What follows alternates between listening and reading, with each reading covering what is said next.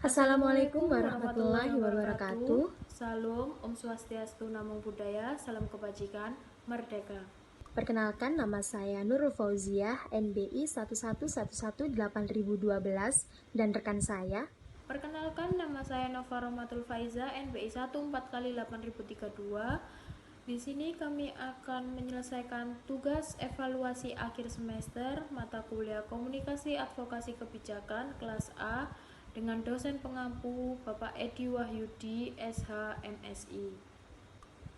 Di sini kami akan membahas mengenai langkah-langkah advokasi kebijakan, di mana terdapat 10 langkah-langkah. Yang pertama ada membentuk lingkar inti, yang kedua ada memilih isu strategi, yang ketiga merancang sasaran dan strategi, yang keempat mengolah data dan mengemas informasi, yang kelima ada menggalang sekutu dan pendukung, yang keenam ada mengajukan rancangan tanding, yang ketujuh ada mempengaruhi pembuatan kebijakan, yang kedelapan membentuk pendapat umum, yang ke-9 ada membangun basis gerakan, dan yang ke-10 ada memantau dan menilai program. Jadi, langkah-langkah yang dibutuhkan dalam advokasi kebijakan adalah 1. Membentuk lingkaran inti, yang kumpulan orang atau organisasi menjadi penggagas, pemerkasa, dan pengendali utama seluruh kegiatan advokasi. Jadi, lingkaran inti ini merupakan perancangan strategi sekaligus pemegang tongkat komando utama selama proses advokasi adalah pembentuk lingkaran inti. Yang kedua, memilih isu strategi. Jadi ada beberapa hal yang perlu dipertimbangkan ketika memilih isu strategi. Yang pertama adalah seberapa pentingnya dan juga seberapa mendesaknya masalah yang dihadapi oleh masyarakat. Kemudian yang kedua adalah terlalu penat ataupun terlalu lelah sebagian masyarakat di mana kebutuhannya itu belum terpenuhi. Yang ketiga adalah bisa berdampak positif terhadap kebijakan-kebijakan publik yang dibuat, di mana bisa merubah perubahan sosial yang lebih baik. Dan yang terakhir, tergantung pada visi misi yang dijalankan, bagaimana bisa merubah perubahan sosial ke depannya. Yang ketiga adalah merancang sasaran dan strategi. Setelah menemukan isu apa yang akan diangkat, perlu adanya rancangan sasaran dan strategi yang penting. Penting untuk diingat bahwa tujuan akhir adalah pembatasan untuk kegiatan perencanaan, advokasi dari sasaran yang berlebihan atau memperlakukan advokasi sebagai alat revolusi. Yang keempat, mengolah data dan juga mengemas informasi. Jadi data yang sudah terkumpul dan juga informasi yang telah dikumpulkan akan dijadikan satu, di mana sebagai proses advokasi yang nantinya sebagai keperluan juga dalam berkampanye dan juga mengumpulkan dukungan-dukungan untuk kedepannya. Yang kelima, yaitu menggalang sekutu dan pendukung.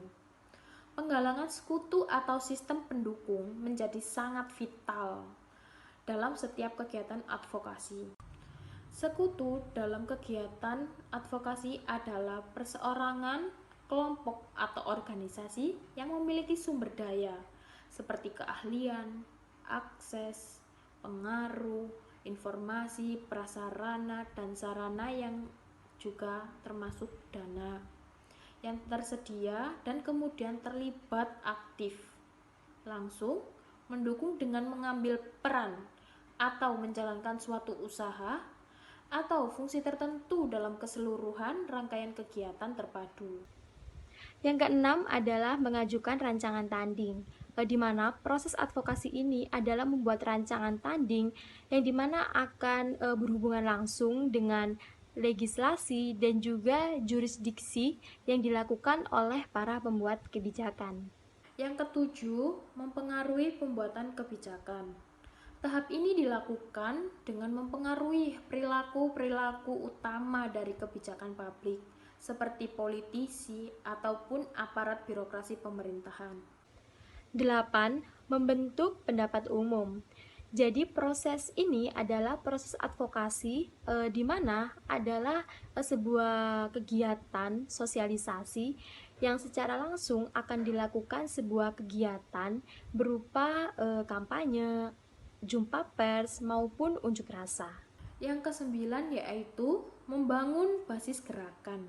Proses advokasi ini memutuskan perhatian pada pembangunan basis massa dari advokasi seperti pengorganisasian rakyat, pendidikan politik, dan penyadaran sebagai bagian penting dari proses-proses sosialisasi dan mobilisasi untuk melancarkan tekanan sosial dan politik ke arah terjadinya perubahan. Perubahan kebijakan politik yang lebih memihak kepentingan rakyat. Dan yang terakhir adalah yang ke-10, yaitu memantau dan menilai program, di mana pemantauan proses advokasi itu apakah sudah berjalan dengan baik, sudah merubah keadaan, ataupun sudah efektifkah, ataupun bisa menjadi lebih baik di masa mendatang, di mana nanti penilaian program yang dilakukan adalah untuk mengetahui bagaimana situasi di masa yang akan mendatang. Nah, itu dia penjelasan mengenai langkah-langkah dalam advokasi kebijakan. Harus memahami dan mengetahui apa saja yang harus dibutuhkan ketika melakukan advokasi kebijakan.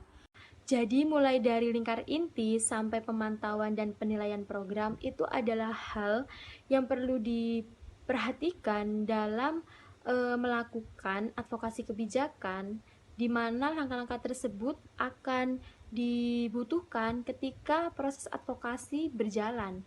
Jadi dengan langkah-langkah advokasi kebijakan perlu diterapkan ketika membuat suatu proses ataupun suatu kegiatan dalam advokasi kebijakan.